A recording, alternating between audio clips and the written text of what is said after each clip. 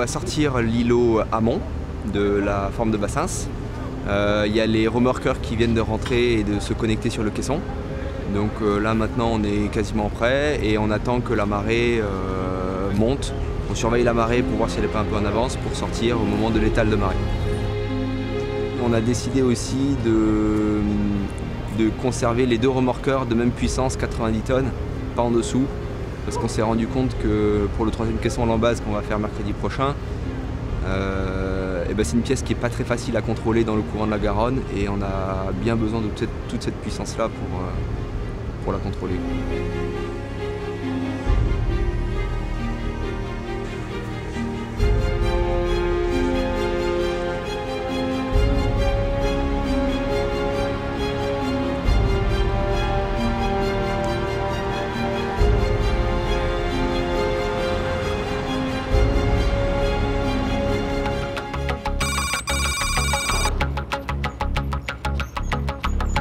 Là en fait on a le remorqueur ici en amont qui tire la pièce, l'autre derrière qui l'accompagne et après une fois qu'on sera ici juste en face de la zone avec les treuils, le petit bateau qui s'appelle le Bison, hein, c'est son nom, qui est là, viendra pour donner l'ancrage et la connexion avec les câbles des treuils amarrés aux berges pour se reprendre dessus avant de relâcher un des deux câbles de chaque côté pour permettre en même temps qu'on tire vers la berge de ramener l'ouvrage. Les bateaux quant à eux accompagnent également toujours en tension.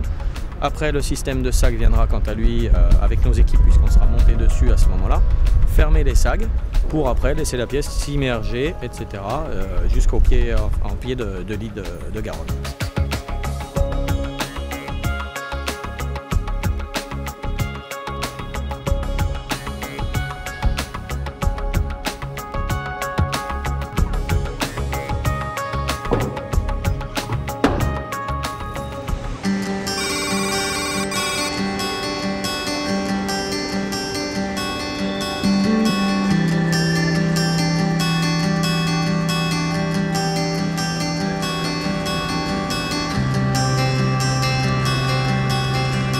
C'est la fin d'une petite histoire quand même. Hein. La fin de ces opérations marines. Bon, on attend encore quelques heures pour voir si tout va bien jusqu'au bout, mais c'est sûr que maintenant il n'y aura plus de béton dans la forme.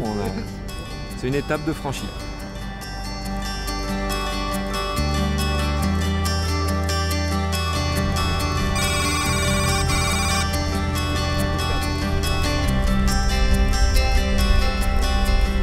Celle-ci est légèrement moins haute que la précédente. Elle fait 50 cm de moins en hauteur parce qu'on a un niveau inférieur, un niveau d'assise, hein, ce qu'on appelle la souille, un peu plus haut. Donc on l'a raccourci en hauteur. La principale difficulté, c'est l'étape qui est en train d'être faite maintenant, c'est d'éviter qu'elle se mette en travers du courant. Hein, parce qu'elle a la même largeur que les îlots, mais si elle se met en travers, là on prend le courant en largeur sur une grande voilure et là elle peut se mettre un peu de travers, mais il n'y a pas de risque particulier parce qu'on a ce qu'on appelle la partie immergée, c'est le bord franc. On a un bord franc qui est important, donc avant qu'on remplisse l'embase par une venue d'eau, il faudrait une gîte énorme, quoi.